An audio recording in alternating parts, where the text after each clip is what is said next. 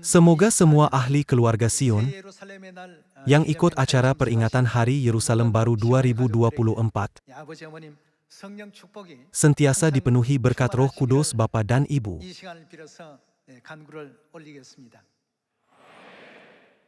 Tahun ini ialah tahun yang menggembirakan, karena gereja Tuhan menyambut ulang tahun yang ke-60.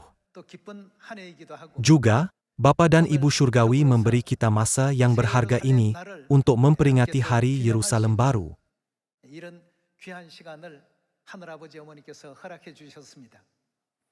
Melihat kembali 60 tahun yang lalu, Kristus Ansang Hong datang ke bumi ini pada tahun 1918 untuk menyelamatkan anak-anaknya. Pada tahun 1948 pada umur 30 tahun, dia dibaptis dan memulakan perjalanan ramalan untuk memenuhi ramalan Daud.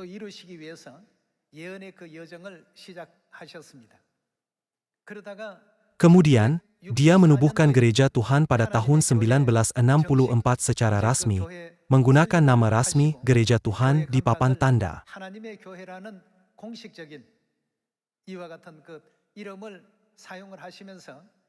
Kerja penginjilan berlangsung sejak tahun 1948 dan gereja ditubuhkan pada tahun 1964. Sekarang, kita sedang menyambut ulang tahun yang ke-60. Sepanjang 60 tahun, ada banyak kenangan. Selepas Bapa Kristus Ansang Hong naik ke surga pada tahun 1985, setelah dia menyelesaikan ramalan 37 tahun takhta Raja Daud, Ibu Surgawi memimpin dan memajukan Injil ini. Tahun ini hampir tahun yang ke-39. Banyak masa betul-betul telah berlalu. Sampai sekarang, Gereja Tuhan telah menubuhkan lebih daripada 7.800 buah Sion di 175 buah negara. Kira-kira 3,7 juta orang saudara-saudari yang hilang telah kembali ke Sion. Ibu Surgawi bersungguh-sungguh menantikan anak-anak Sion yang belum kembali ke Sion kebenaran.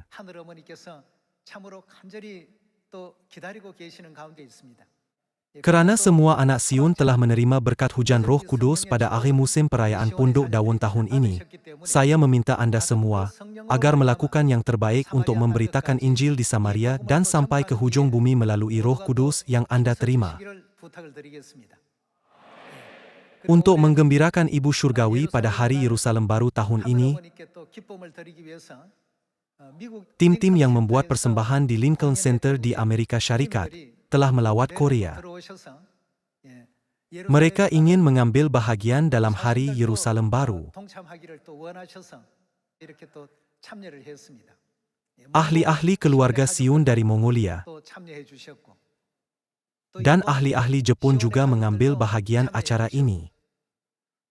Ahli-ahli keluarga dari Malaysia dan India juga bersama kita di sini. Saya percaya bahwa semua anak Sion di seluruh Korea dan di seluruh dunia akan memberikan banyak kemuliaan, kesyukuran, serta penghormatan kepada Bapa dan Ibu melalui acara peringatan Hari Yerusalem Baru ini dengan niat untuk memuliakan Bapa dan Ibu. Saya percaya bahwa Bapa dan Ibu akan melimpahkan berkat serta kurnia Roh Kudus pada semua acara yang disediakan oleh anak-anak Sion bagi pihak kita. Seperti yang Ibu ajarkan hari ini, saya berharap kita akan memberitakan Injil secepatnya di Samaria dan ke hujung bumi sepanjang sisa masa kita, sampai kita mencari adik bungsu yang hilang. Setiap kali Ibu Surgawi memberi kita firman, Ibu tidak pernah tinggalkan ajaran, saling mengasihi sentiasa. Kita harus menjalankan penginjilan dengan mematuhi ajaran Ibu. Jalan Injil haruslah tiada seorang pun di bumi ini berasa sepi.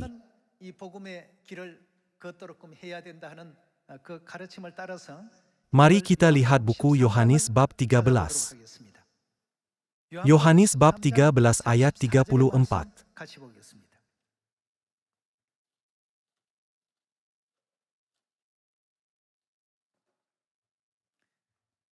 Aku memberikan perintah baru kepada kamu, yaitu supaya kamu saling mengasihi. Sama seperti aku telah mengasihi kamu, demikian pula kamu harus saling mengasihi. Dengan demikian semua orang akan tahu bahwa kamu adalah murid-muridku, yaitu jikalau kamu saling mengasihi. Tuhan berkata, aku memberikan perintah baru, yaitu perjanjian baru kepada kamu, yaitu supaya kamu saling mengasihi. Ada sebab Tuhan memasukkan istilah kasih dalam kandungan perjanjian baru. Dalam buku 1 Yohanes bab 4, Tuhan digambarkan sebagai apa? Tuhan ialah kasih. Jadi, semua orang di dunia harus mencontohi kasih itu. Sekarang, Ukraina dan Rusia berperang di Eropa. Israel dan Hamas berperang di Timur Tengah. Di tempat-tempat seluruh dunia yang kurang kasih Ibu Surgawi, ada konflik. Disebabkan kesalahpahaman, orang memudaratkan satu sama lain. Dan peristiwa tragis seperti perang berlaku di sana-sini. Namun, Tuhan menyadarkan semua orang di dunia bahwa kita harus saling mengasihi. Salah satu ajaran Ibu Surgawi yang terpenting bagi semua anak Sion, selepas Ibu datang ke bumi ini adalah saling mengasihi, bukan? Mari kita buka buku 1 Yohanes bab 4. Mari kita lihat firman dalam buku 1 Yohanes bab 4 ayat 7.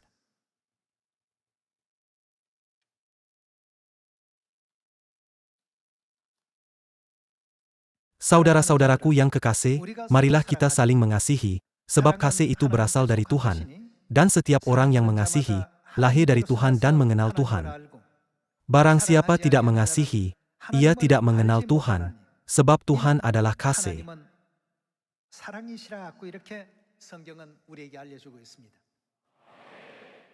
Seluruh dunia harus mencontohi sifat Tuhan. Tidakkah Tuhan memberi anak-anaknya prinsip perjanjian baru, dan mengajarkan pengabdian, pengorbanan, dan kasih yang tersembunyi dalamnya agar mereka dapat menyerupai Dia?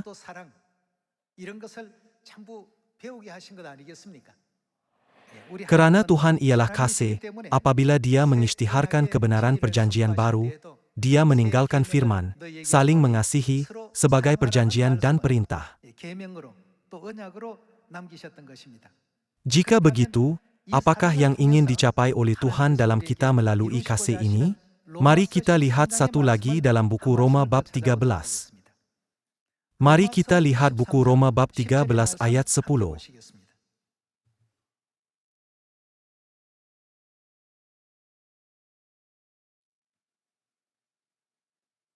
Kasih tidak berbuat jahat terhadap sesama manusia, karena itu, kasih adalah kegenapan hukum Taurat.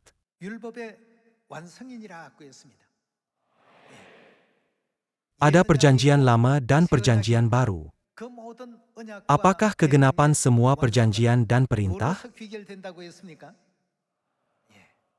Hari ini, kita dapat memasuki kebenaran perjanjian baru, dibebaskan daripada dosa, menerima kehidupan baharu dan memperolehi kehidupan kekal.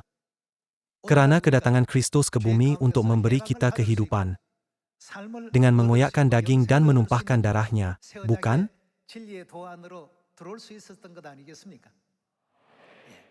Tuhan mengajar kita bahwa kasih adalah kegenapan semua hukum Taurat. Baru-baru ini, kita menerima berkat hujan Roh Kudus pada akhir musim melalui perayaan Punduk Daun. Dikatakan bahwa ada banyak kurnia antara berkat-berkat hujan Roh Kudus pada akhir musim. Mari kita lihat buku 1 Korintus bab 12 ayat 4.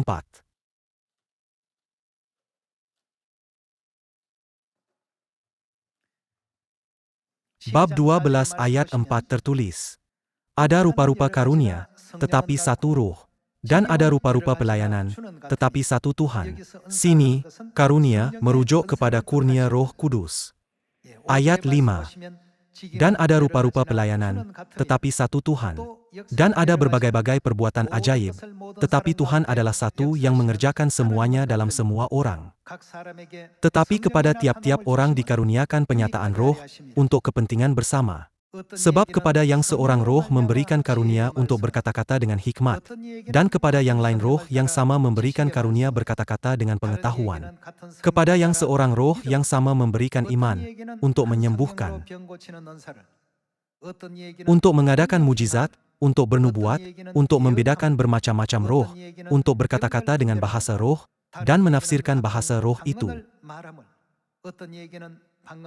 Tetapi semuanya ini dikerjakan oleh Roh yang satu dan yang sama, yang memberikan karunia kepada tiap-tiap orang secara khusus, seperti yang dikehendakinya. Mari kita lihat ayat 29 tentang Roh Kudus yang Tuhan berikan. Ayat 29. Adakah mereka semua rasul, atau nabi, atau pengajar? Adakah mereka semua mendapat karunia untuk mengadakan mujizat, menyembuhkan, berkata-kata dalam bahasa roh, atau menafsirkan bahasa roh? Jadi berusahalah untuk memperoleh karunia-karunia yang paling utama. Dan aku menunjukkan kepadamu jalan yang lebih utama lagi. Bab 13. Dalam bab 13 ayat 1, Tuhan memberitahu kita bahwa kasih ialah jalan yang terbaik. Kalaupun aku dapat bertutur dalam semua lidah manusia, malah bahasa malaikat juga, tetapi tidak mempunyai kasih, maka aku hanya seperti gong tembaga yang berbunyi bising atau genta yang berdentang. Diberi kurnia untuk bernubuat, mengetahui semua rahasia serta ilmu, malah memiliki kekuatan iman yang dapat mengali gunung ganang, tetapi tidak mempunyai kasih, maka aku langsung tidak bererti. Memberikan segala milikku untuk memberi makan kepada orang miskin, atau menyerahkan tubuhku untuk dibakar, tetapi tidak mempunyai kasih, maka aku langsung tidak berguna. Kasih itu penyabar dan penyayang. Kasih tidak iri hati, tidak membanggakan diri, dan tidak angkuh. Kasih tidak berkelakuan biadab, tidak memburu kepentingan sendiri, tidak cepat meradang, tidak memperhitungkan kesalahan orang lain. Kasih tidak gembira dengan kejahatan, tetapi gembira meraihkan kebenaran. Kasih tahan menderita segala-galanya, percaya berharap terus-menerus menanggung. Kasih tidak akan luput, nubuat-nubuat akan berakhir, dan ilmu pengetahuan akan lenyap.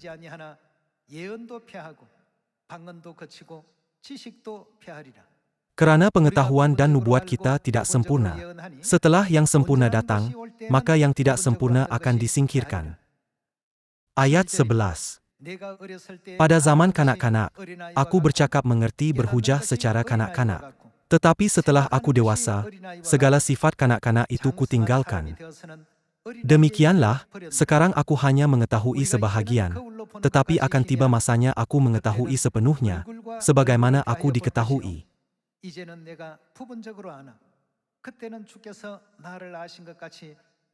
Hanya 3 yang tinggal. Iman, harapan dan kasih. Antara ketiga-tiga ini, yang paling utama ialah apa? Kasih. Bapa dan Ibu telah datang ke bumi ini untuk menunjukkan kita kasih ini. Sudah 60 tahun sejak penubuhan Sion pada tahun 1964. Sepanjang 60 tahun, mereka selalu bimbing kita dengan kasih dan berkata, jalan Injil harus tiada seorang pun berasa sepi.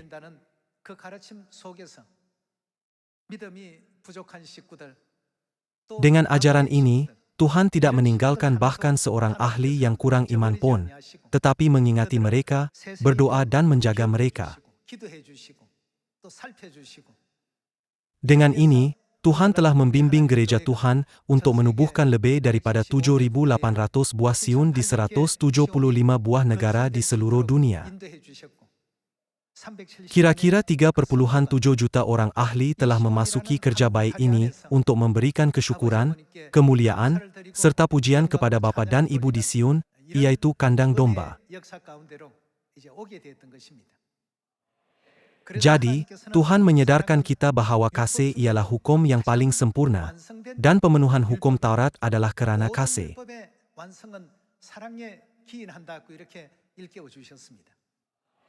Jadi, semua anak Sion, dari yang kecil sampai yang tua, harus selalu mengetahui cara untuk menghormati,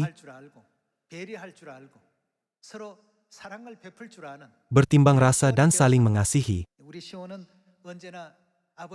agar Sion kita sentiasa dipenuhi sukacita, kebahagiaan, dan nyanyian seperti yang dikehendaki Bapa dan Ibu.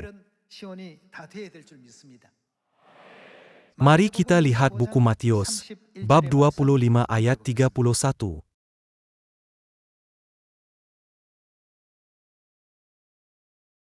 Bab 25 ayat 31. Apabila Anak Manusia datang dalam kemuliaannya, dan semua malaikat bersama-sama dengan Dia, lalu semua bangsa akan dikumpulkan di hadapannya, dan Ia akan memisahkan mereka sama seperti gembala memisahkan domba dari kambing. Domba-domba di sebelah kanannya dan kambing-kambing di sebelah kirinya. Dan Raja itu akan berkata kepada mereka yang di sebelah kanannya, "Mari, hai kamu yang diberkati oleh Bapa-Ku, terimalah kerajaan yang telah disediakan bagimu sejak dunia dijadikan. Sebab ketika aku lapar, kamu memberi aku makan. Ketika aku haus, kamu memberi aku minum. Ketika aku seorang asing, kamu memberi aku tumpangan. Ketika aku telanjang, kamu memberi aku pakaian. Ketika aku sakit, kamu melawat aku. Ketika aku di dalam penjara, kamu mengunjungi aku." Maka orang-orang benar itu akan menjawab Dia, katanya, "Tuhan, bila manakah kami melihat Engkau lapar dan kami memberi Engkau makan, atau haus dan kami memberi Engkau minum? Melihat Engkau sebagai orang asing, dan kami memberi Engkau tumpangan, atau telanjang dan kami memberi Engkau pakaian? Melihat Engkau sakit atau dalam penjara dan kami mengunjungi Engkau?" Dan Raja itu akan menjawab mereka, "Segala sesuatu yang kamu lakukan untuk salah seorang dari saudaraku yang paling hina ini, kamu telah melakukannya untuk aku."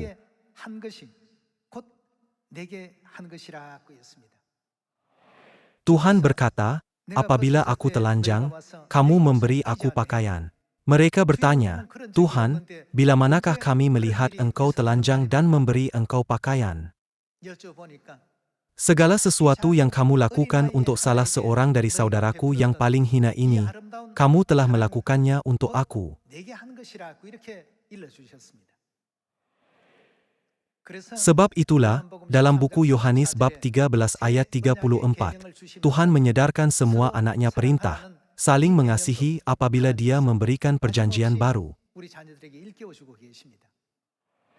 Apabila kita berkata, kita mematuhi perintah Tuhan dan perjanjian dengan baik, akhirnya semuanya ini harus berdasarkan kasih.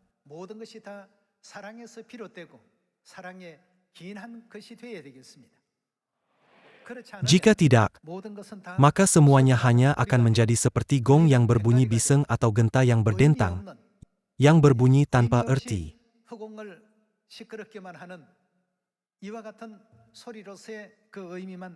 Jadi, kita disuruh untuk menanam kasih ke dalamnya. Inilah ajaran Bapa dan Ibu kepada kita selama ini. Hari ini, kita menyambut Hari Yerusalem Baru. Selama 40 tahun lebih, Ibu Surgawi menghargai, menjaga, dan mencapai segala sesuatu dengan kasih-Nya. Sebab itulah kita dapat berada di sini pada hari ini, bukan? Sekarang, marilah kita berkongsi kasih serta pengorbanan Bapa dan Ibu dengan saudara-saudari, agar semua manusia di dunia dapat bersatu dalam kasih, keharmonian, dan perpaduan, daripada berada dalam konflik dan perselisihan. Saya berharap bahwa tahun 2024 akan betul-betul menjadi tahun yang baik untuk memenuhi hukum yang Tuhan mahu kita penuhi.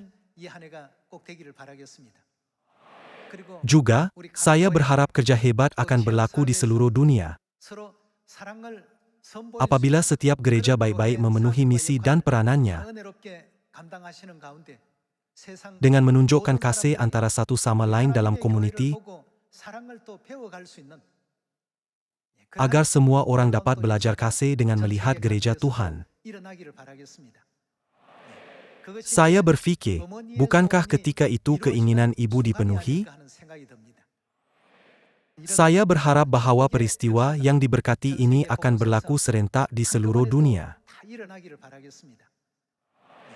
Selain itu, saya sangat bersyukur kepada Ibu Surgawi yang meninggalkan kemuliaan surga, memakai kemah badan dan datang ke bumi ini untuk menyelamatkan kita.